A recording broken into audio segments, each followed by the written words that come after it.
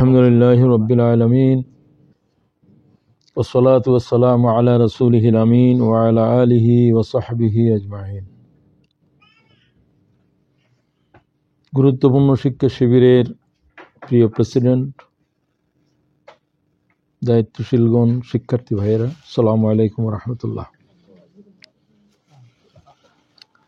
সব তো বাংলাদেশের থেকেই আন্দোলন দেখে এসেছে, শিখিয়ে এসেছে নাকি?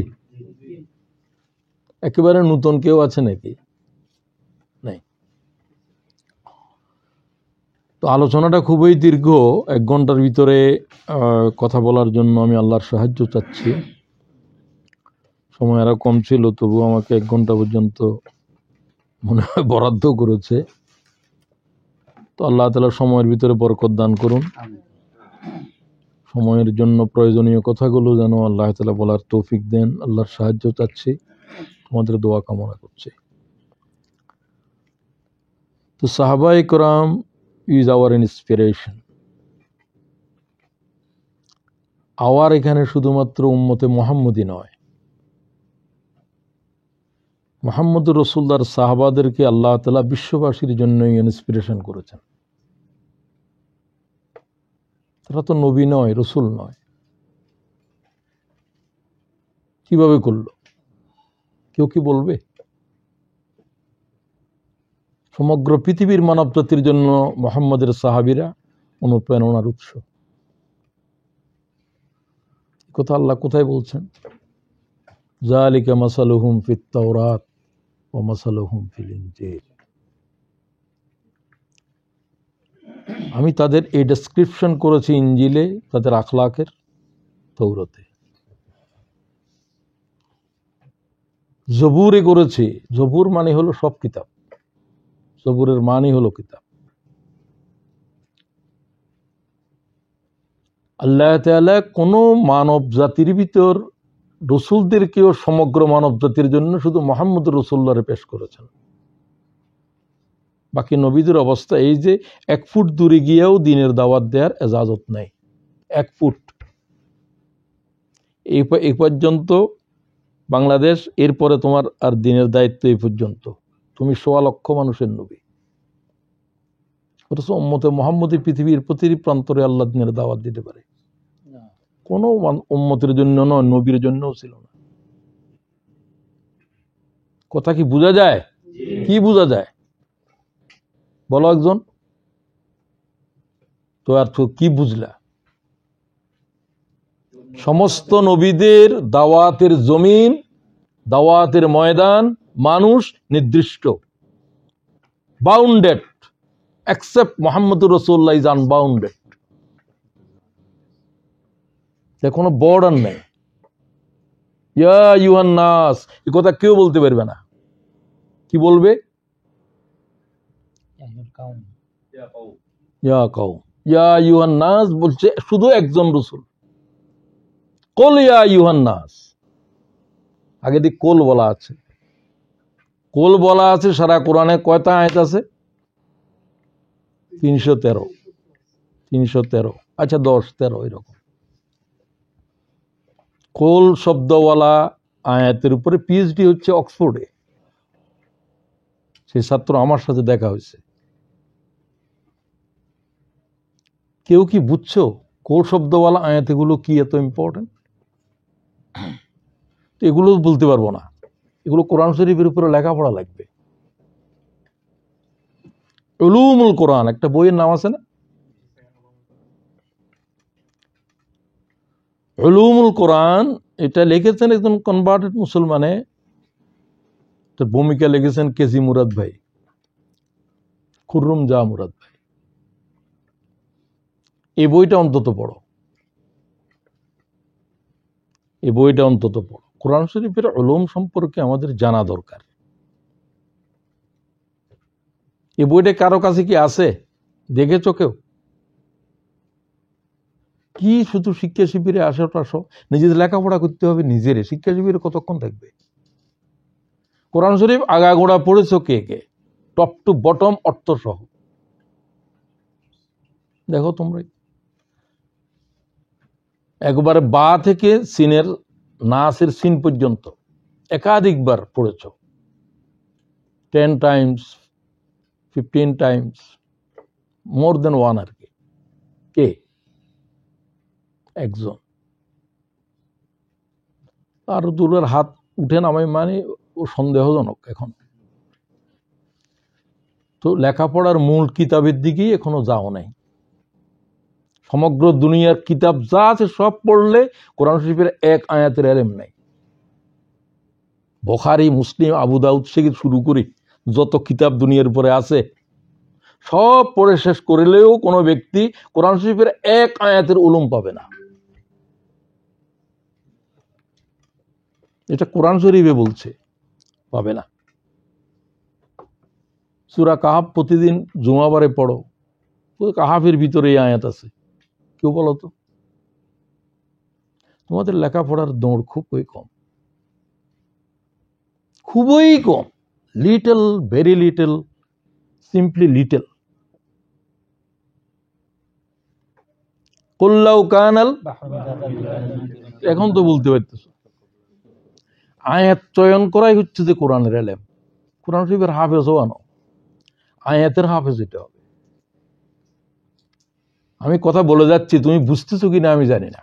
আমি কিসের হাফেজ হইতে বলছি? আয়াতের হাফেজ হও। তার মানে কি? সবচেয়ে শ্রেষ্ঠ আয়াত কোথায় বলে দিতে হবে, এটা হাফেজে বলতে পারবে না। আব্দুল্লাহ ইবনে মাসউদকে জিজ্ঞাসা করলেন হযরত ওমর, তিনি পড়ে দিলেন আল্লাহু লা ইলাহা ইল্লা হুয়াল হাইয়ুল কাইয়্যুম সাদাক্তা। এইরকম এইরকম এইরকম প্রশ্ন হয়েছে।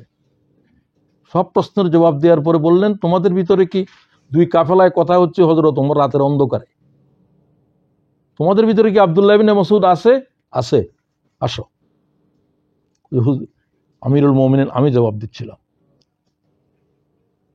কোরআন শরীফের এমন কোন আয়াত নাই, সূরা নাই যার উলুম আল্লাহ আমার সিনার ভিতরে জমা করে নাই। একটা আয়াতও নাই, একটা সূরাও নাই। আমি আব্দুল্লাহ ইবনে মাসউদ। আলহামদুলিল্লাহ। তিনি রাখাল ছিলেন। রাখাল হলে কি হবে? নবীরাও তো রাখাল। বুখারীর হাদিস রয়েছে, হুজুর বলেন এমন একজন নবী আসে নাই যে রাখাল নয়। ইল্লা রাআল গানাম, বকরি চড়ায় নাই কোন নবী দুনিয়ায় আসে নাই। আপনিও কি চড়িয়েছেন? হ্যাঁ। ওয়া কুনতু আরআ আলা কারারিত লিআহলি মক্কা, আমি দীর্ঘদিন মক্কাবাসীর বকরি চড়িয়েছি। قال رسول الله রাওয়াহুল বুখারী। কম চড়াবার আগে বকরি চড়াইতে হবে। কি জন্য? এগুলোর উপরে তো প্রত্যেকের উপরে কথা বলতে গেলে তোমাদের মতো প্রশ্ন উত্তর করতে হবে, আমার আলোচনা তো করা যাবে না। একটা জাতির চরিত্র হলো যে বকরির চরিত্র, ছাগলের চরিত্র। তুমি টানো, সে তোমার উল্টা টানবে, আসবে না ভালোর দিকে। তুমি টানতেছো তো ভালোর দিকে, সে আসবে না। এই জাতের প্রাণী আছে দুনিয়া, সেগুলো চড়ানোর জন্য দায়িত্ব দেওয়া হয়েছে। সবচাইতে বেশি চড়াইছেন যিনি সবচাইতে বেত্তমিজ কওমের জন্য আসছেন, তিনি মুসা আলাইহিস সালাম। তো সাহাবী কারা? কেউ বলো? সোহবত পেয়েছে। সাহাবী হয়েছেন সোহবতের কারণে। তো অন্ধ সাহাবী কি সোহবত পেল? চটচট জবাব দাও। হুজুরের আওয়াজ শুনছেন, দরবারে উপস্থিত হয়েছেন, কথা শুনেছেন, হুজুরের সাথে হাত দিয়েছেন। কোনো না কোনো পর্যায়ে রাসূলুল্লাহর সোহবত পেতে হবে সাহাবী হওয়ার জন্য। হয় তার দরবারে বসা লাগবে, তার কথা শোনা লাগবে, তার দস্ত মোবারক স্পর্শ করা লাগবে। হায়াতের কত সময়? এক মুহূর্ত সময় তিনি সাহাবী হয়ে যাবেন। তার সাথে পৃথিবীর কোনো অলি, কোনো বুজুর্গ টিকবে না। ইমাম বুখারী বলেন, মান সাহেবান নবিয়্যা আও রাহু মিনাল মুসলিমিন ফাহুয়া মিন আসহাবি। ইমাম বুখারীকে চিনো? কয় লক্ষ হাদিসের মুহাদ্দিস? 6 লক্ষ, কেউ বলেন 5 লক্ষ। তার উস্তাদ সবচেয়ে বেশি মুহাদ্দিসদের ভিতরে কে বেশি পরিচিত এবং বেশি হাদিস যার হেফজ? আহমদ। 17 লক্ষ হাদিসের মুহাদ্দিস। ইমাম আহমদ বলতেন আমি যেটা জানি না সেটা হাদিস নয়। তাকে জিজ্ঞাসা করলো এটা কি হাদিস সহিহ কিনা, আমি বলছি না। তিনি বুখারীর উস্তাদ, তিনি ইমাম আহমদ। কি জাতের জয়্যত ব্যক্তি, হাদিসের পর তার কি জাতের বাসারত, কি জাতের লেখাপড়া। আল্লাহ তাআলা তার কবরকে রিয়াজুল জান্নাহ বানাও। তারপরেও ইমাম বুখারীর সামনে কেউ দাঁড়াইতে পারবে না। এটা ইমাম মুসলিম বলতেছেন, তোমরা আমার উস্তাদ ইমাম বুখারীকে চেনো তো আমার থেকে চেনো। ইমাম মুসলিম কি জাতের মুহাদ্দিস তো বুঝো।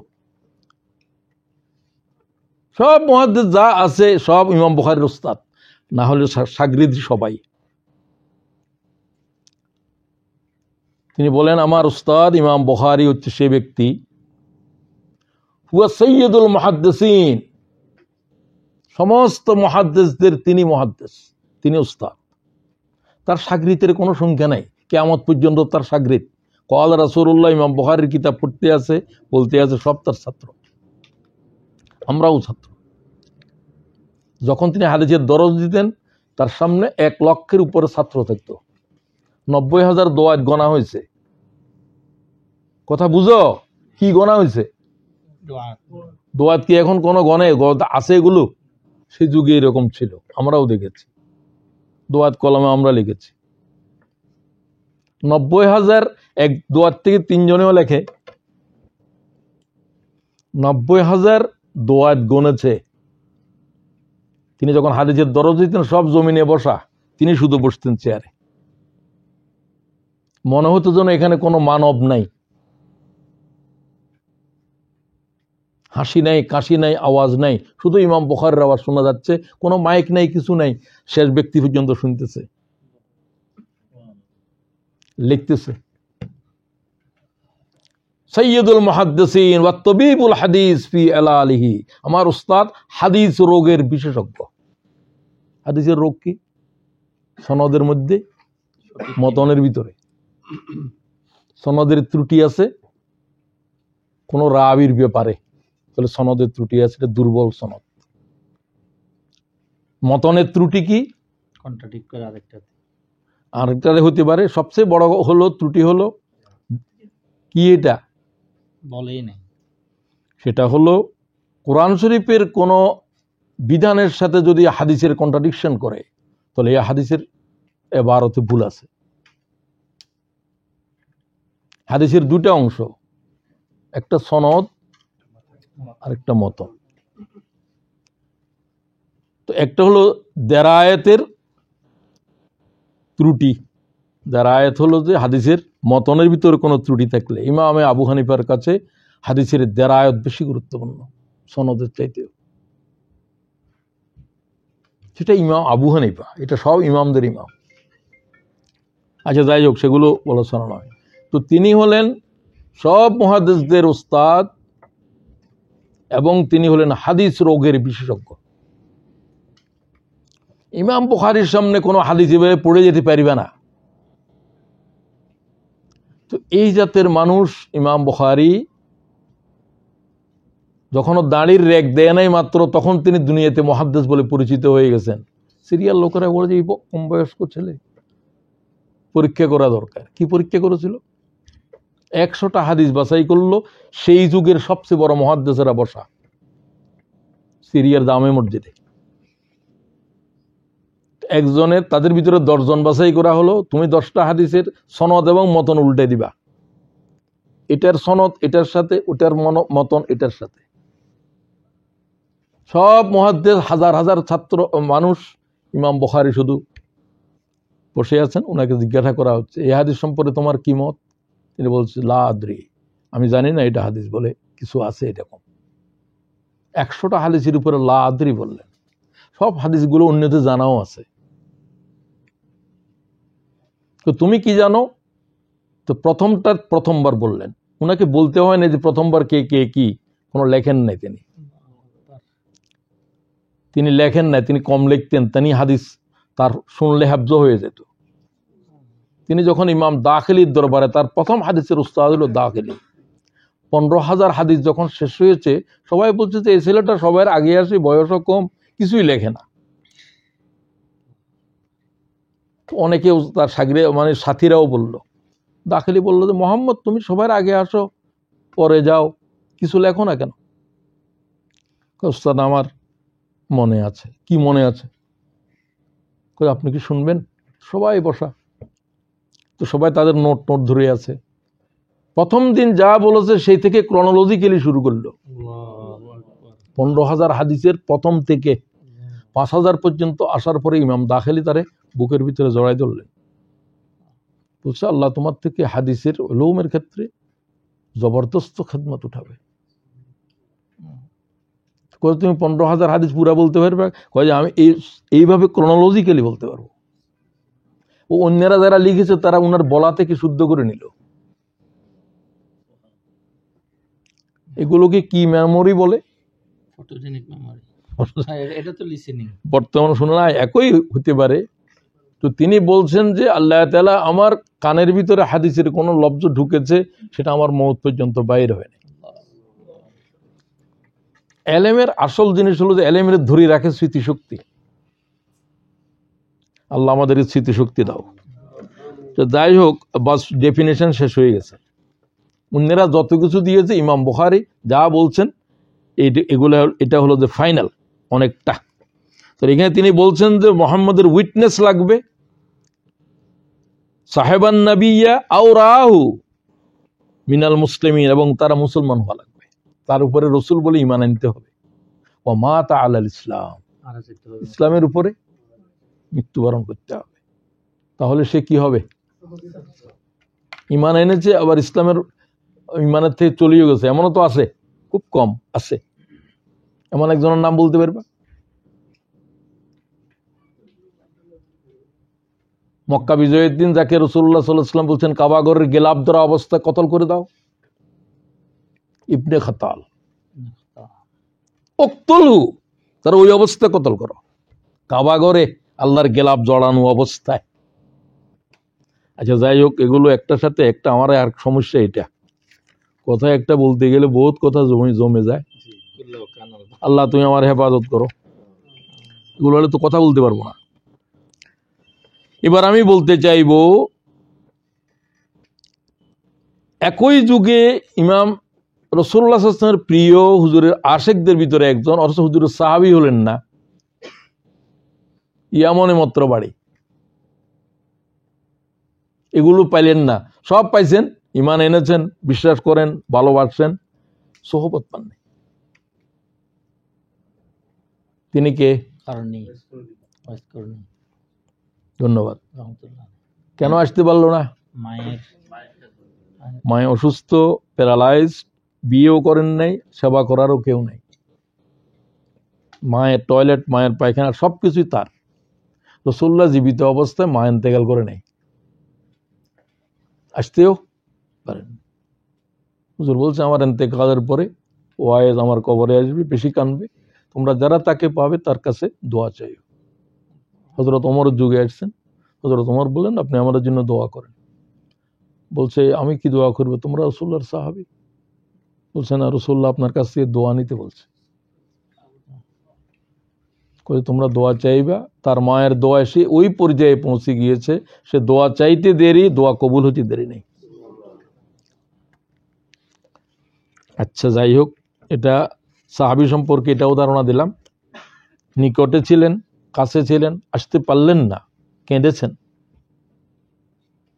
এত কেঁদেছেন রাসূলুল্লাহর কবরের মাটি ভিজিয়ে দিয়েছেন। আল্লাহ তাআলা হযরত ওয়াইজের উপর রহম করো। এবার আসো, আমি সাহাবীদের অনার এন্ড ডিগনিটির উপরে একটু কথা বলতে চাই অল্প সময়ে। কয়েকটা কথা বলবো শুধু, যেটা প্রথম দিয়ে কথা বলছিলাম, যারা রাসূলুল্লাহ সাল্লাল্লাহু আলাইহি ওয়াসাল্লামের সাথী হওয়ার জন্য যাদেরকে আল্লাহ বাছাই করেছেন, কেউ দরখাস্ত দিয়ে কি সাথী হয়েছে? না। ইবনে মাসউদ বলছেন আখতারাহুমুল্লাহ লিসুহবাতি নবিহি। আখতার মানে chosen, Allah selected us to be a সাহাবী অফ মুহাম্মদ মুহাম্মদের সাহাবী হওয়ার জন্য আমাদের কে সিলেক্ট করেছে? আল্লাহ বাছাই করেছে তাদেরকে। আর আমাদের একটাই কাজ ছিল, ওয়ালা ইকামাতি দীনিহি। কি কাজ? বলো না জোরে। দিন প্রতিষ্ঠা করা, দিন প্রতিষ্ঠার সংগ্রাম। আমাদের সমগ্র জীবন শুধু দিন নিয়ে ছিল, দিনের দাওয়াত, দিনের প্রচার, দিনের প্রতিষ্ঠা। এই তোমরা আসো, আমরা আছি দিন, কেউ জিকির নিয়ে, কেউ নামাজ নিয়ে, কেউ এটা নিয়ে, কেউ সেটা নিয়ে। দিন নিয়ে থাকতে হবে, দিনের ভিতরে সব। রাসূল আসছে দিন, দিনের জন্য। লিইয়ুযহিরাহু দিনই কুল্লি। এই কথাটা তো বুঝতেছে না, আলেমে বুঝতেছে না। তো জিকিরের হালকা নিয়ে আছে, এটা নিয়ে আছে, পুরো পাঠাইলে তো দিনের জন্য। দিন কোথায়? সে দিন বুঝেও না। সে নামাজ বুঝে, রোজা বুঝে, হজ বুঝে, দিন বুঝে না। দিন তো সবকিছুকে মুলতবি করে দেয়। নামাজ মুলতবি করে, হজ মুলতবি করে দেয়, ইমান ছাড়া সব মুলতবি করে দিতে পারবে দিনের প্রয়োজনে, দিনের ইকামতের জন্য। রাসূলুল্লাহ বললেন নামাজ মুলতবি করো, খন্দক খনন করো। কোন যুদ্ধে? খন্দকের যুদ্ধে। খন্দক কোন সময় খনন করছে? খন্দকের যুদ্ধে। আবু সুফিয়ানের 30,000 বাহিনী এসে যাচ্ছে গোপনে, সর্বদলীয় আহজাব। হুজুরের গোয়েন্দারা বললেন যে হুজুর এই মাগরিবের ভিতরে এসে যাচ্ছে। তো খন্দক তো খনন করা হয় না। হুজুরকে নামাজ মুলতবি করো, খন্দক খনন করো। আসর গেল, মাগরিব গেল, খন্দক খনন করো। রাসূলুল্লাহ নিজে করতেছেন। তুমি তো নামাজ বুঝছো, খন্দক করার জন্য যে নামাজ মুলতবি হয়ে গেছে এটা বুঝছো? এটা যতদিন বুঝবে না তুমি দিন বুঝো নাই। তোমার দিন শিখাইছে সুফিরা। মুহাম্মদ রাসূলুল্লাহর দিন এটা নয়। রাসূলুল্লাহ সাল্লাল্লাহু আলাইহি ওয়াসাল্লাম দিনের প্রয়োজনের জন্য নামাজ মুলতবি করেছে, রোজা ভেঙেছে, ইহরাম খুলে ফেলেছে। ঠিক কিনা বলো? ঠিক তো তিনজনে কয়, বাকিরা কি ঠিক বুঝে? ঠিক। ঠিক, কিন্তু বুঝো নাই, অনেকে বুঝো নাই। আমি বলছি নামাজ বুঝেছো, রোজা বুঝেছো, যে জিনিস নামাজ রোজা সবকিছুকে মুলতবি করে সেটা বুঝো নাই। সেটা হলো দিন। সাহাবীরা দিন নিয়েছিলেন, দিনের দাওয়াত, দিনের প্রচার, দিন প্রতিষ্ঠা। এই ওয়ালা ইকামাতি দীনি। এটা ইমাম আবু দাউদ, ইমাম তিরমিজি দুইজনেই হাদিস নিয়েছেন, খুব লম্বা হাদিস। বললাম যাদেরকে আল্লাহ তাআলা সমগ্র বিশ্ববাসীর জন্যই অনুপ্রেরণার উৎস বানিয়েছেন। মুহাম্মদুর রাসূলুল্লাহ ওয়াল্লাযীনা মাআহু আশিদ্দাউ আলাল কুফফার রুহামাউ বাইনাহুম তারাহুম রুকআন সুজদা ইয়াবতাগুনা ফাদলাম মিনাল্লাহি ওয়া রিদওয়ানা যালিকা। তারপরে কি? যালিকা মাসালুহুম ফিত। তাদের এই আখলাকের আমি তৌরাতে বর্ণনা করেছি, আল্লাহ কয় ইনজিলে বর্ণনা করেছি, জুবুর আউয়ালিনে বলেছি। নূহ আলাইহিস সালামের কিতাবের ভিতরে তাদের কথা কেন আসতেছে? সমস্ত জুবুরে আউয়ালিন, সমস্ত পূর্বের কিতাবের ভিতরে রাসূলুল্লাহর সাহাবীদের আখলাক বর্ণনা আছে। তোমরা এইরকম হও। তোমরা নূহ আলাইহিস সালামের, তোমরা মুসা আলাইহিস সালামের, তোমরা ঈসা আলাইহিস সালামের যত নবীর উম্মত হও না কেন, মুহাম্মদুর রাসূলুল্লাহর সাহাবীদের আখলাক গ্রহণ করো। কি গুরুত্বপূর্ণ বিষয়। কোন নবীর কথা জিকির নেই। যালিকা মাসালুহুম ফিত তাওরাত ওয়া মাসালুহুম ফিল। যেহেতু এখন আহলে কিতাব আছে ওই দুইটাই,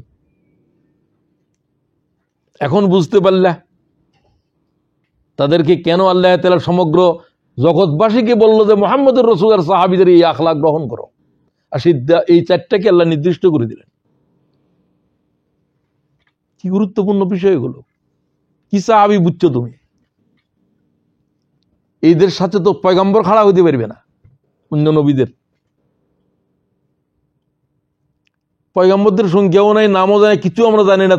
20-25 জনের নাম জানো, আল্লাহ জানায় নাই, দরকার নাই।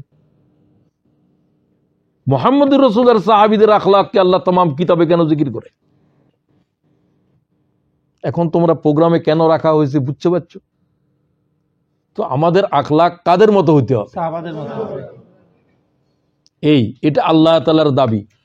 আল্লাহ এই জন্য অন্য পয়গম্বরদেরকে বলেছেন। সাহাবীদের এটা হলো যে তাদের ডিগনিটি এবং তাদের অনার। আর কি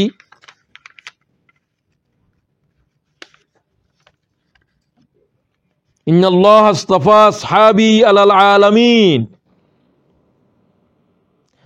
রাসূলুল্লাহ ফরমান আমার সাহাবীদেরকে বিশ্ববাসীর জন্য আল্লাহ তাআলা গ্রহণ করেছেন সাওয়ান নবিয়্যিন ওয়াল মুরসালিন, তারা নবীও নয় রাসূলও নয়, অথচ তাদেরকে আল্লাহ तमाम জগৎবাসীর জন্য আদর্শ করে দিয়েছেন। কোন নবীরে করেন নাই, কোন রাসূলকেও করেন নাই, তারা তাদের উম্মতের জন্য। মুহাম্মদ রাসূলের উম্মতের ভিতরে এমন কতগুলো বৈশিষ্ট্য আছে এগুলো तमाम পৃথিবীর মানব জাতির জন্য জরুরি।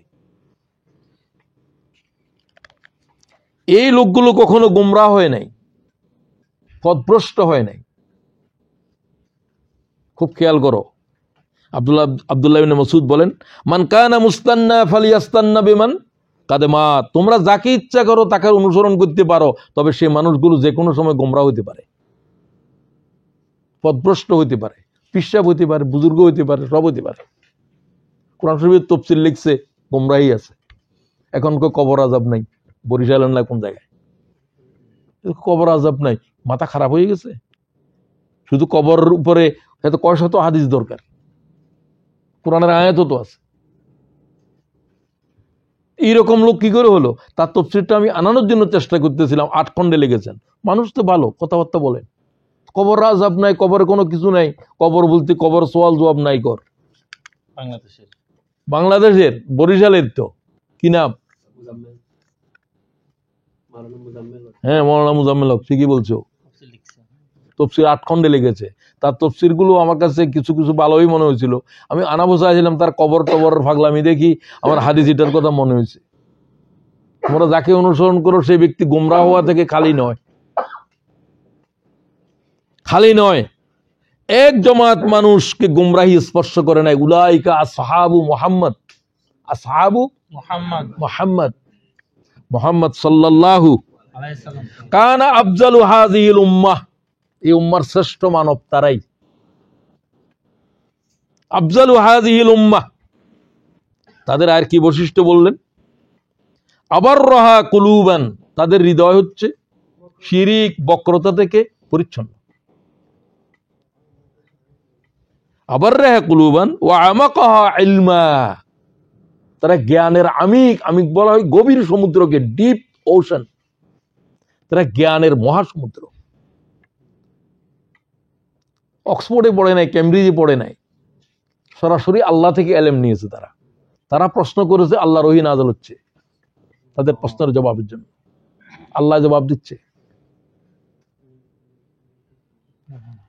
তারা ওই ব্যক্তি যারা এলেম শিখেছে আল্লাহ রসুলের থেকে ডাইরেক্ট, কোরআন থেকে, এবং জিব্রাইল পর্যন্ত তাদের কাছে এলেম শিখাতে এসেছে।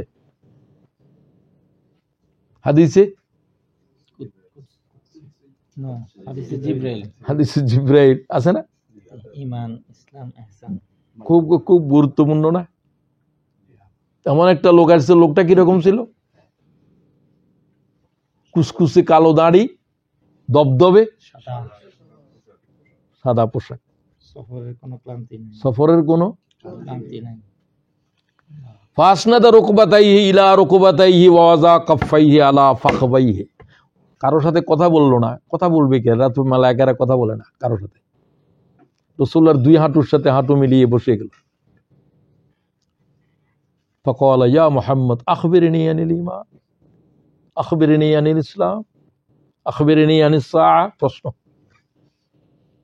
ওমর বলল আশ্চর্য, রাসূলের কাছে প্রশ্ন করে আর হুজুর জবাব দিলে কয় সাদাক্তা। এ কি রাসূলের উস্তাদ? ঠিক না বেঠিক সে কি করে জানে? কোন সাহাবী কি এরকম বলে? ফাজিবনা লাহু, আমি আশ্চর্য হয়ে গেলাম লোকটার আচরণ দেখে। রাসূলের দরবারে তো অনুমতি ছাড়া কথা বলা যায় না। ইয়াসআলুহু ওয়া ইউসাদ্দিকুহু, অজ্ঞের মতো প্রশ্ন করে, বিজ্ঞের মতো তাসদিক করে। তাসদিকের বাংলা কি বলে? সত্য অসত্য সত্যায়ন করে। আমি আশ্চর্য হলাম, রাসূল কি এরকম ঠিক বলতেছে বেঠিক বলতেছে, কি ব্যাপার? তো লোকটা যখন চলে যাচ্ছে, রাসূলুল্লাহ ততক্ষণ পর্যন্ত কিছু বলেন নাই, চলে গেল মাত্র। ইয়া উমর আতাদরি মিনাস সাইল, প্রশ্নকারীকে চিনেছো? আল্লাহু ওয়া রাসূলুহু আ'লাম, আল্লাহ এবং তার রাসূল। ক্বাল রাসূলুল্লাহ ফাইন্নাহু জিবরিল, কে চলে গেল? আতানি, যেটা এসেছিল আতুআল্লিমুকুম লিদীনিকুম, তোমাদেরকে আল্লাহর দ্বীন শিখানোর জন্য এসেছে। ঈমান কারে কয়? তো রাসূল থেকে প্রশ্ন করে করে শিখাচ্ছে। এটা হলো যে এখনের জ্ঞানের পদ্ধতি। এই যে প্রথম প্রশ্ন করলো, তোমরা জবাব দিলা, এগুলো বহুত আগের জিনিস, বহুত পুরানো। প্রশ্ন করছে রাসূলকে, তোমাদেরকে শিখাচ্ছে, বাস। এটা দুনিয়ার কোন মানব জিব্রাইলের দরবারে এসেছে, তাদের কথাবার্তা বলেছে, প্রশ্ন করতেছে, এটা কি পৃথিবীর মানব জাতির কোন ইতিহাসে আছে? নাই, শুধু সাহাবীদের জীবনে আছে। এটা তাদের বৈশিষ্ট্য। তাদেরকে রাসূলুল্লাহ সাল্লাল্লাহু আলাইহি ওয়াসাল্লাম এক হাদিসে বলছেন, আসহাবি কান নুজুম, just like an star in the sky in the dark night. অন্ধকার রজনীতে দিশাহারার জন্য তারা তোমাদের জন্য ধ্রুব তারা। ফাইন্নাহুম, তোমরা যদি যে কেউ, ইয়াইহিম ইক্তিদাইতুম ইহতিদাইতুম, যে কেউ যে কোনো সাহাবীকে অনুসরণ করবে সে জান্নাত পৌঁছে যাবে। প্রত্যেক সাহাবীর ঠিকানা জান্নাত। তাদেরকে আমরা কি বলি? রাদিয়াল্লাহু তাআলা আনহুম আজমাইন। এদের সবার উপরে আল্লাহ কি হয়ে গেছে? এটা তাদের আরেক পরিচয়, যে তাদের উপরে আল্লাহ সন্তুষ্ট। কোরআন শরীফের কোথায় এই দলিল একবার স্পষ্টভাবে বর্ণিত? সূরা তাওবা 100। আস-সাবিকুনাল আউয়ালুনা মিনাল মুহাজিরিন ওয়াল আনসার আল্লাযীনা ইত্তাবাউহুম বিইহসান রাদিয়াল্লাহু আনহুম ওয়া রাদু আন। কোন সূরা? কত নম্বর? 100। মনে রাখো, তাদের জন্যই জান্নাত, তাদের উপর আল্লাহ রাজি হয়েছে। ওয়া'আদ্দা লাহুম জান্নাতিন তাজরি তাহতাহাল আনহার খালিদিনা ফিহা আবাদা। আর কি তাদের বৈশিষ্ট্য, যেগুলো আর কারো নাই? রাসূলুল্লাহ তাদেরকে বলছেন, তারা তোমাদের জন্য আমানত, তাদের উপর আঘাত করবে না, তাদের সমালোচনা করবে না। আসহাবি আমানাতুন লি উম্মতি। ইমাম মুসলিম বিশুদ্ধভাবে এই হাদিস নিয়েছেন 62-36। আমার সাহাবীরা উম্মতের জন্য আমানত তুল্য, তাদের গায়ের উপরে আঁচড় দিও না। দিন তাদের উপরে দাঁড়িয়ে আছে। সমস্ত হাদিসের রাবি তারাই। তাদেরকে যদি বিতর্কিত করো, আল্লাহর দিন থরথর করে কেঁপে উঠবে। কথা বুঝো? কিভাবে বুঝতে পারছো তো? সব হাদিসের রাবি কে? প্রথম রাবি তারাই, তারপর তাদের থেকে না বর্ণনা করছে। এটাকে প্রথম রাবিকে বলা হয় সাহেবুল হাদিস, হাদিসের মালিক। এটা তো সব হাদিসের সাহেবুল হাদিসের মানে মালিকটা কে? সাহাবীরা। তাদেরকে বিতর্কিত করবে না। আল্লাহ আল্লাহ ফি আসহাবি লা তাত্তাখিযুহুম গারদাম মিন বাদি। আমার পরে খবরদার, আমার সাহাবীদের বিষয়ে কোনো বদগুমানি, খারাপ ধারণা, সে যেই হোক, তাদের অনেক কিছু আছে প্রশ্নবোধক, তাদের গুনাহগুলো পর্যন্ত অনেক নেককারের নেকি অতটুকু পৌঁছতে পারবে না। গুনাহ, কারণ ওই গুনার জন্য তারা কি করেছে? সে তওবা তাদেরকে তাদের গুনাহ না করা অবস্থা যা ছিল তার দরজা আরো বাড়িয়েছে। কোন মেয়ে বললো যে ইয়া রাসূলুল্লাহ আমি জানাকার, আমার উপরে সঙ্গে সার করেন। হুজুর বলেন, তোমরা, হুজুর চেহারা ফিরে ফেললেন, চারদিকে চারবার সাক্ষী দিল, তোমরা কি এই মেয়েকে চিনো? সাহাবীরা বললেন, এ আজদ গোত্রের মেয়ে। এ কি পাগল? আমরা পাগল বলে জানি না। তার আব্বাকে ডাকো, ডাকো, তোমার মেয়ে কি পাগল? না, তুমি তোমার মেয়ের কিছু বলবে না, যাও তুমি সন্তান প্রসব করা পর্যন্ত অপেক্ষা করো। প্রসব করেছে, আবার এসছে, হুজুর আমার উপরে পাথর মারেন, আমি গুনাহ করলাম কেন? রাসূলুল্লাহ বলছে, ওয়াফিসালুহু ফি আমাইন, প্রত্যেক মায়ের স্তনের ভিতরে সন্তানের কয় বছরের দুগ্ধ জমা আছে? এই আমানত খেয়ানত করা যাবে না। হুজুর চাচ্ছে সে চলে যাক, সে পালাই গেলেও হইতো, তওবা করতো, তো আবার আসছে 2 বছর পরে। এখন তো কিছু করার নাই। হুজুর খালেদকে বললেন যে যাও, তারপরে সঙ্গে সারের সিদ্ধান্ত দাও। রাসূলুল্লাহ কিন্তু দাঁড়ায় রইলেন, হুজুর এরকম দেখেন না। কিন্তু এই মেয়েটাকে দেখতেছিলেন, হুজুর কাঁদতেছিলেন, দেখতেছিলেন। প্রথমবার আঘাত করার পরে ফিনকি দিয়ে রক্ত বের হয়েছে, খালেদের গায়ে গিয়ে পড়ছে। কারণ মৃত্যু পর্যন্ত পাথর মারতে হবে, এটা খুব শক্ত সিদ্ধান্ত জানাকারের জন্য। এরকম কোনো বিধান নাই, শুধু লূত আলাইহিস সালামের কওমের উপরে পাথর মারা আর এদের উপরেও পাথর মারা। বিবাহিত জানাকারী, বিবাহিত হলে, অবিবাহিত হলে 100 দররা। তো সে মারা গেলে তো এইভাবে। খালেদকে বললো, খালেদ এই মেয়ের গালি দিও না। রাসূলুল্লাহ কেঁদে কেঁদে বললেন, সে যেভাবে তওবা করেছে, এই তওবা যদি অন্যায়ভাবে কর আদায় করেছে মানুষের উপরে, এই জাতের জালেম ব্যক্তির কওমের ভিতরে বন্টন করে দিয়ে আল্লাহ এই জাতের কওমকে ক্ষমা করে দেবে। তার গোসল দাও। রাসূলুল্লাহ তার জানাজার ইমামতি করলেন, আর হুজুর বললেন, আমি ঘোষণা দিচ্ছি সে জান্নাতি। গুনাহ তারে কোথায় নিয়ে গেল? ইল্লা মান তাবা ওয়া আমানা ওয়া আমিলা আমালান সালিহা ফাউলাইকা ইউবাদদিলুল্লাহু সাইয়্যাতিহিম হাসানাত ওয়া কানা আল্লাহু গফুরার রহিমা। সূরা ফুরকানে আছে না নাই? এই আয়াত মুখস্থ করবে। এই আয়াত কোরআন শরীফের কোথাও আর নাই। কোরআন শরীফের আমি শতবার দেখেছি অর্থসহ, আলহামদুলিল্লাহ, কিন্তু এই আয়াত সারা কোরআনের আর কোথাও আমি দেখিনি। আল্লাহ বলেন, যারা গুনাহ করেছে, বড় বড় গুনাহ করেছে, গুনাহ করার পরে তওবা করেছে, আবার ঈমান এনেছে, আবার নেক আমল করেছে, আমি তাদের গুনাহকে নেকি দিয়ে বদলায় দেব, জানা এটা নেকি হয়ে যাবে। বহু আলেমের জিজ্ঞাসা করলাম, এটা নেকি কেমনে হবে? কেউ ভালোভাবে জবাব দিতে পারে নাই। আল্লাহরে বললাম যে তুমি আমার জবাব দাও। কে জবাব দিবে? তোমার এলেমে, তোমার কোরআনে কি বুঝাবে? তো আল্লাহ তো জবাব দিলেন আমারে, আমি বুঝি মতো দিচ্ছেন। এই ব্যক্তি যতবার জেনার কথা মনে করে ততবার কাঁদে, ততবার আল্লাহর কাছে মাপ চায়। তো এটা তার জন্য কি হয়ে গেছে? গুনাহ। এটা কি হয়ে গেছে? সওয়াব লাভ করার পথ, জরিয়া হয়ে গেছে, কারণ হয়ে গেছে। এর চাইতে আর সুন্দর ব্যাখ্যা তুমি দাও। ইল্লা মান তাবা ওয়া আমানা ওয়া আমিলা আমালান সালিহা। সাহাবীদের গুনাহ, আমাকে আমির মুআবিয়া সম্পর্কে অনেকে বলেন আপনি খুব কঠিন কথা বলেন ওনার সম্পর্কে। আরে কঠিন কথা বলি, তুমি তো আগাগোড়া শুনো নাই, শেষ কথা পর্যন্ত শুনো নাই। হ্যাঁ, কঠিন কথা বলছি যে তিনি মুসলমানদের এমন একটা ক্ষতি করে গিয়েছেন যে ক্ষতির থেকে মুসলমানরা আজও রেহাই পায় না, রাজতন্ত্র কায়েম করে গেলেন, যেটা কোনো সাহাবী করেন নাই। তো তিনি ইন্তেকালের বিছানায় কি বলেন? এত কাঁদতেছেন কেন? তার বড় সেনাপতি আমর ইবনুল আস, তিনি ছিলেন বাঘা ব্যক্তি এগুলো আরবের। হুজুর এটাকে বলছেন খালেদ এবং আমর ইবনুল আসকে, এই হচ্ছে যে মক্কার কলিজা, এগুলোকে আল্লাহ আমার দিয়ে দিছে। এই দুইজনের সম্পর্কে বলছেন এরা হুদায়বিয়ার পরে ঈমান আনছে। কথা বুঝো, কোথা তো কোথায় চলে যায়, ওই আমাদের এর মতো আল মাহমুদের মতো। নাজ্জাশীর দরবারে দণ্ডায়মান জাফর, এক ইতিহাস নিয়ে এসেছিল এক শব্দের ভিতরে। নাজ্জাশীর দরবার কি তোমাকে বুঝতে হবে দণ্ডায়মান জাফর? বুঝো কথা তুমি কোথায় নিছে, কথা দুটা নয়, দুটা ইতিহাসকে এক জায়গায় আনছে।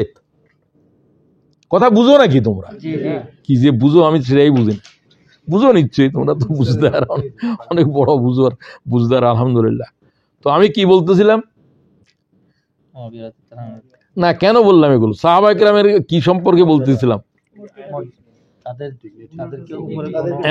তারা যে আমানত কি জন্য, তাদের উপরে, তাদের এই আমানতের উপরে উম্মত যেন খেয়ানত না করে। ইজা রাআইতুমুল্লাযীনা ইয়াসুব্বু আসহাবী, তোমরা যদি দেখো আমার সাহাবীর উপরে কেউ তনকিদ করে, সমালোচনা করে, চুপ থাকতে পারবে না। ক্বালু, তুমি বলো লানাতুল্লাহ আলা শাররিকুম, এই সমালোচনাকারী, তুমি এবং সাহাবীর ভিতরে যে নিকৃষ্ট, তার উপরে আল্লাহর লানত। রাসূল বলছেন, ইমাম তিরমিজি 38-66 নম্বর হাদিসে এই কথা বলছে। আসো এবার আমি এমন কিছু কথা বলতে চাই যেগুলো ইন্সপিরেশনের জন্য দরকার আমাদের। তোমরা কিছুই কেউ লিখতেছো না, with a few exception, very negligible few.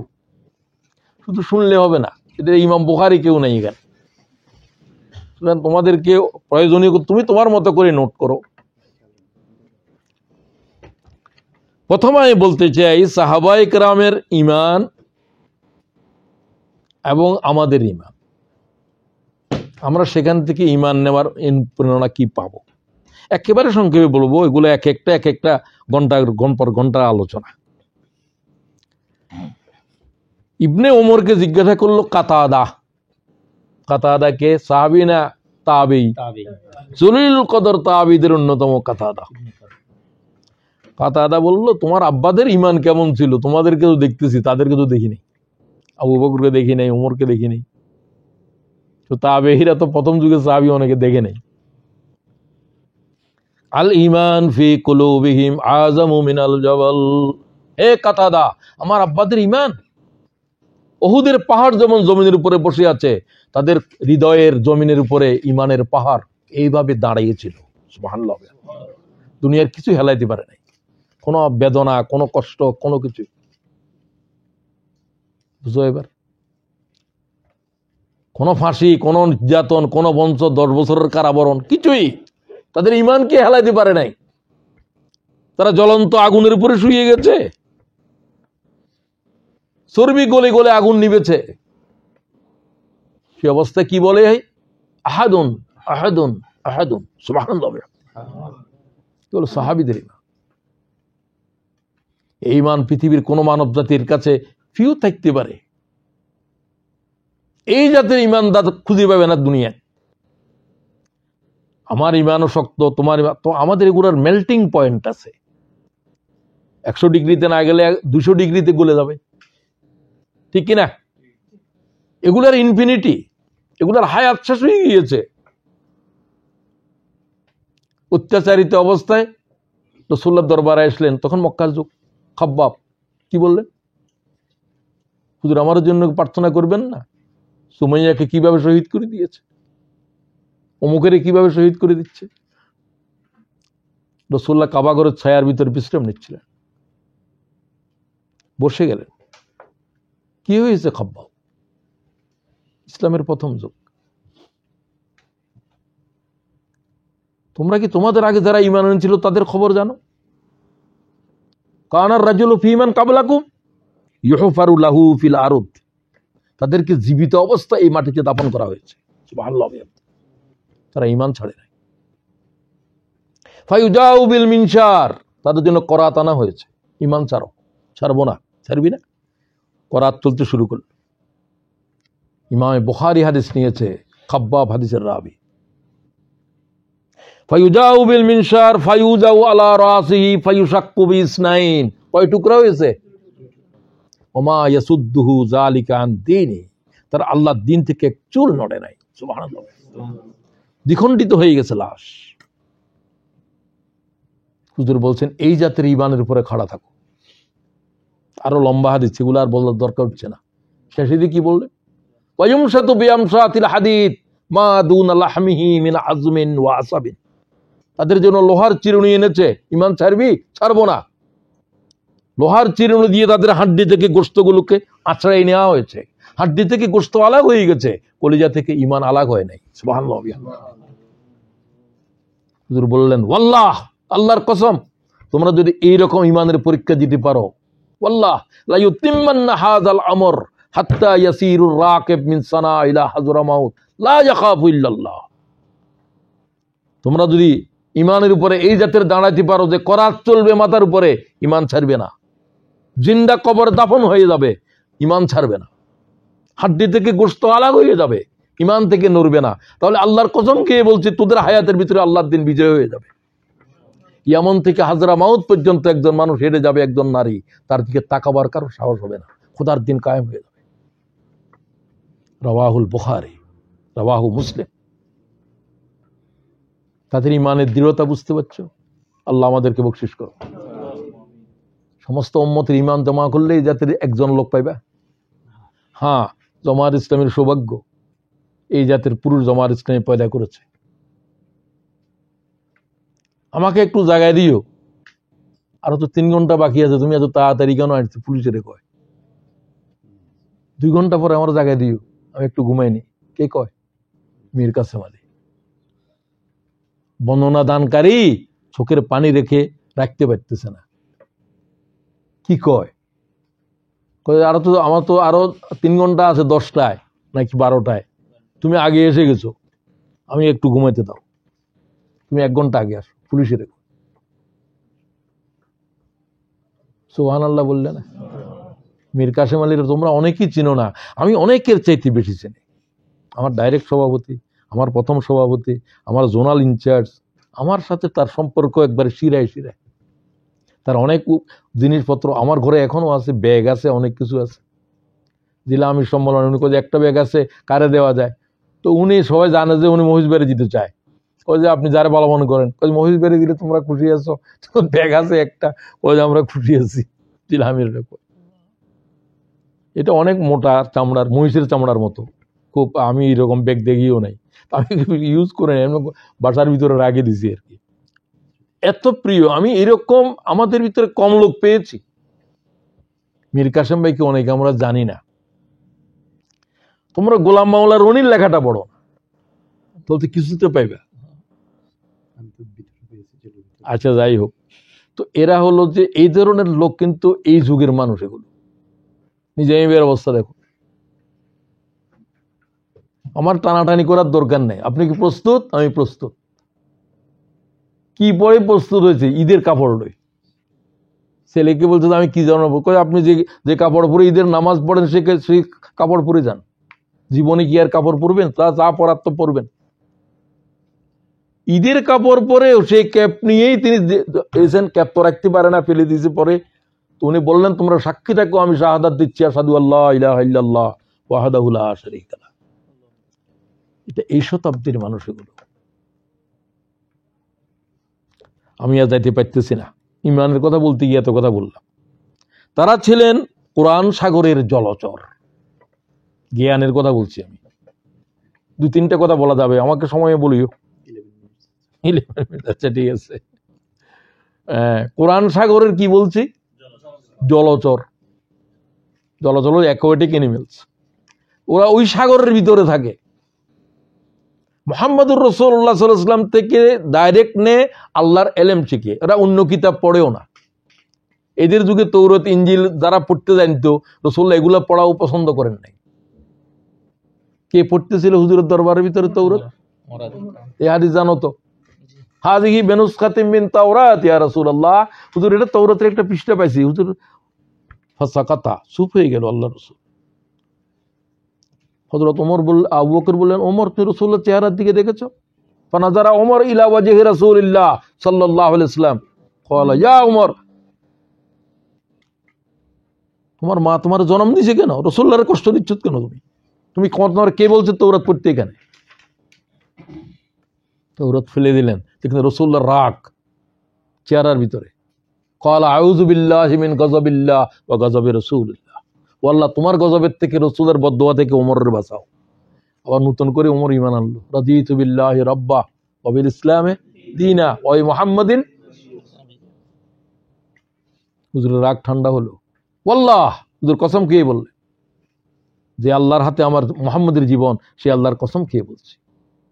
লাউ বাদা লাকুম মূসা ফাত্তাবাতুমুহু ওয়া তারাকতুমুনি লাদালালতুম আন সাওয়াইস সাবিল। তোমরা তৌরাতের পয়গম্বর যদি আমার নবুয়ত পাইতো, তৌরাত ফেলে দিয়ে মুহাম্মদুর রাসূলুল্লাহকে ইত্তেবা করতে, আমার কিতাব হাতে নিত। তুমি তৌরাত পড়ো আমার সামনে, এটা মনসুখ কিতাব। কি কিতাব? মনসুখ, রহিত। ওয়াল্লাহ, আল্লাহর কসম খেয়ে বলছে, যদি তৌরাতের পয়গম্বর জীবিত থাকতো, আমার ইত্তেবা করতো। তৌরাতের পয়গম্বর, আল্লাহর সাথে কথা বলে যে পয়গম্বর। ওয়া কাল্লামাল্লাহ মূসা ওয়া কাল্লামাল্লাহ হা না হু, হা বললে কুফরি কালাম হয়ে যাবে। আল্লাহ কথা বলে না মূসা কথা বলে? হু বললে আল্লাহ কথা বলে, আর হা বললে মূসা কথা বলে। মূসা কি করে কথা বলবে আল্লাহর সাথে? কে বলে? আল্লাহ কথা না বলা পর্যন্ত মূসার বাফার ক্ষমতা আছে?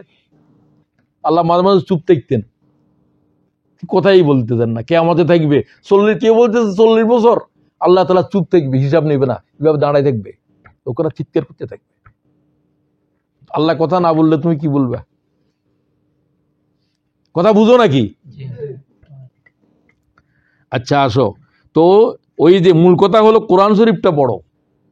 আমি শুধু একটা আয়াত তোমাদেরকে শুধু পড়ে দিচ্ছি। এটা আমার কাছে কোরআন শরীফের উপরে যত আয়াত আমার জানা আছে এরকম আয়াত আমার জানা নেই। সূরা জুমার 23 আয়াত।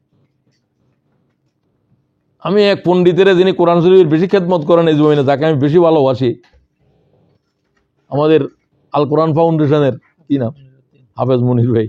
তো ওনার ওখানে বসা আমি চা হচ্ছি, আমি বললাম আপনারা কি তফসির তর্জমা লেখেন, আমি একটা আয়াতের তর্জমা পড়লে বুঝবো আপনার পাণ্ডিত্য কতটুকু। উনি আবার আমার চিনে, উনি বলে কোন আয়াত সেটা। তাহলে সূরা জুমার 23 নম্বর আয়াত পড়ে দেখবো যে চাই হাফেজ মনির উদ্দিনে কি লিখছে, তাই নাকি, কি আছে ওখানে? কি আছে তো আমি বলবো না, আপনি পড়িয়েন। আল্লাহু নাজ্জালা হাসানাল হাদিস, Allah has sent a beautiful message for mankind from time to time. নাজ্জালা মানে টাইম টু টাইম, আনজালা নো টাইম। কে বুঝছো? আনজালা নাজ্জালা টাইম একসাথে নাজেল হওয়া। আর কোরআন একসাথেও নাজেল হয়েছে, আবার 23 বছরেও নাজেল হয়েছে। এখানে নাজ্জালা বারবার অল্প অল্প করে অনেক সময় ধরে, কোনো কিতাব এভাবে নাজেল হয় না। তৌরত এইভাবে লেখা, আনিস বলে এটা তৌরত, এই 10টা পৃষ্ঠা, দিস 10 commandments, দিস ইজ তৌরাত, দিস 15 commandments, দিস ইজ ইনজিল। কোনো সময় নেই, আল্লাহর কোনো আওয়াজ টাওয়াজ তো নাই, এগুলো তো লিখিত। কোরআন শরীফ কি কিতাব আকারে নাজেল হয়েছে? কি শব্দ, তো এটা কি বলা হয় কালাম? কালাম। এটা কি কিতাবুল্লাহ না কালামুল্লাহ? কালামুল্লাহ। পার্থক্য বুঝো। আকাশ আর জমিন, আল্লাহর সরাসরি আওয়াজ। এটা ইকরা আওয়াজ, এটার জিব্রাইল বহন করে এনেছে। এটা জিব্রাইল ছাড়া আরশ বহন করে যে ফেরেশতারা বহন করতে পারবে না। ইকরা শব্দ এটা, সুবহানাল্লাহ বিহামদি।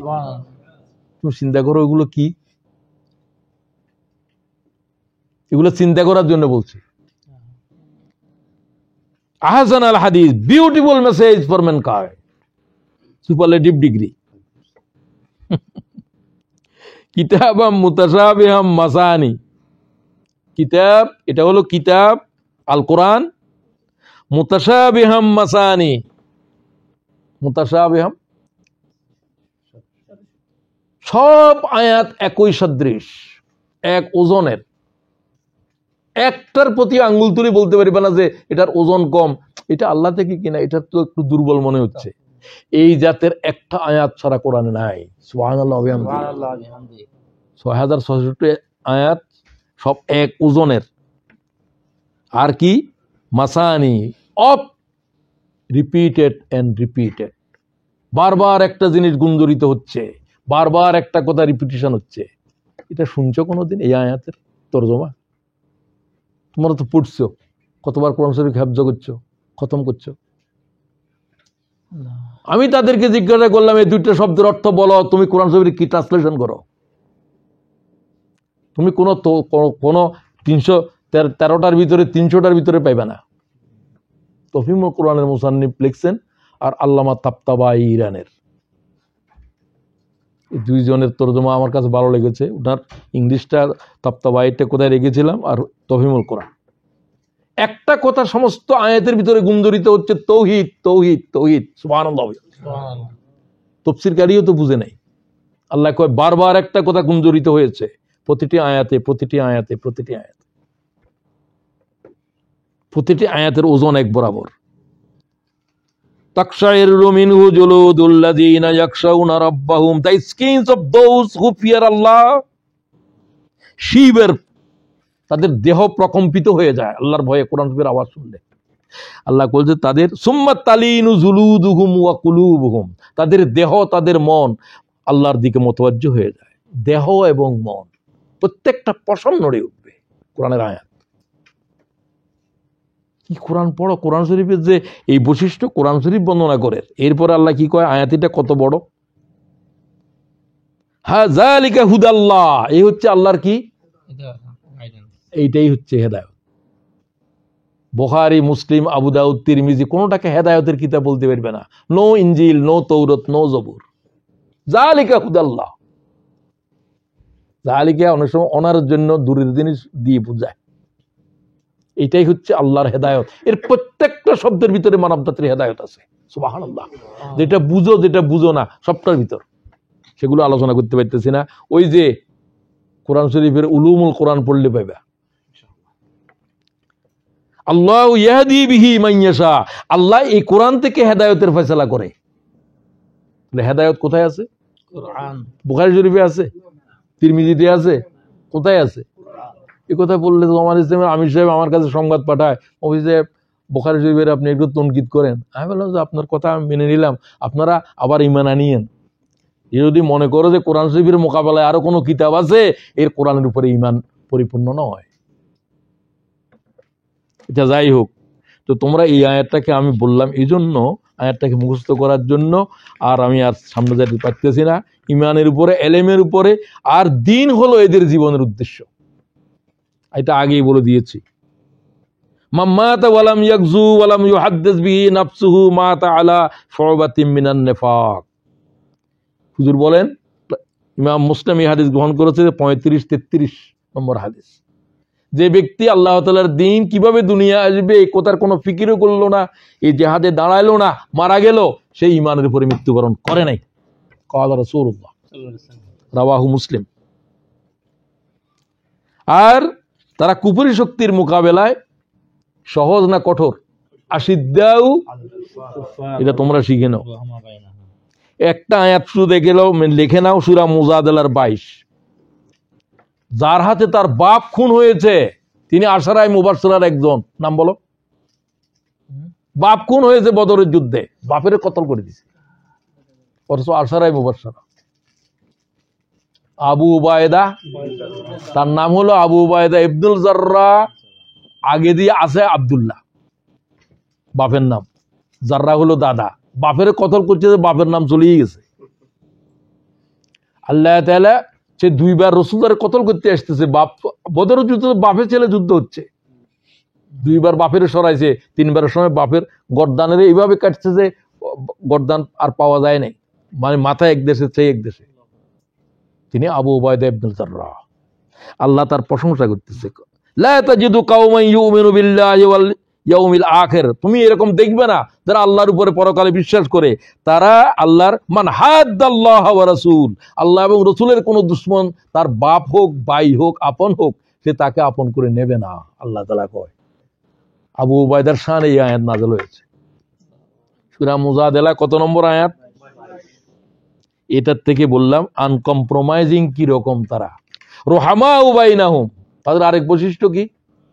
ভাইদের জন্য নরম দিল। কি রকম? ওজত উসমানকে শুধু বুঝো, উসমানকে হত্যা হওয়ার সংবাদ আসলো, শুধু খুন হয় নাই, এটা রিউমার কি গুজব।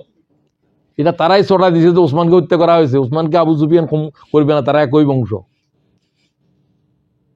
হুজুর বললেন, তিনটা কথা বললেন। বাবলা গাছের নিচে বসলেন, এহরাম খুলে ফেলো, আল্লাহর কাবা তোয়া হবে না, 1400 সাহাবী এহরাম খুলো, তরবারি কষাবদ্ধ বাইর করো, আমার হাতে উসমানের রক্তের বদলার জন্য যুদ্ধের বায়াত করো। ইমাম বুখারী বায়াতকে বলছে বায়াতুদ্দম। কিসের বায়াত? রক্তের বায়াত করো।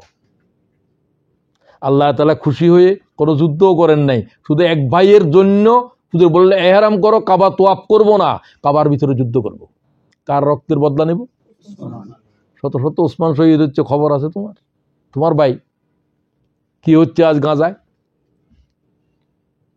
বায়তুল্লাহ শরীফে যাও, রমজান শরীফে গিয়ে, এখন তো বা ফরজ, রমজান শরীফে গিয়ে নফল উমরা করে, নফল এতেকাফ করে, লাখ টাকা খরচ করে, তোমার লক্ষ টাকা তো দেয়া দরকার ছিল গাজার মুসলমানদের জন্য, ফরজ ছিল, ঠিক কিনা বলো?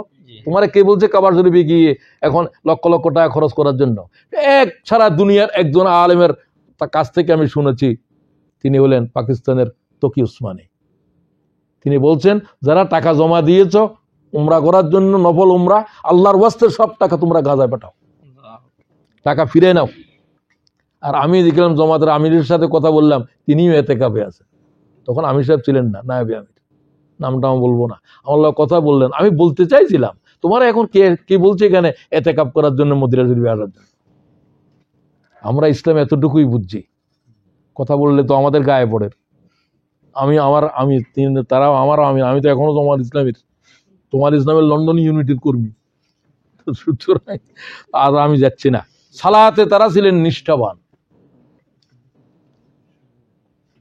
সালাত আউয়াল সালাত কি সবার আগে কি? সবার আগে কি?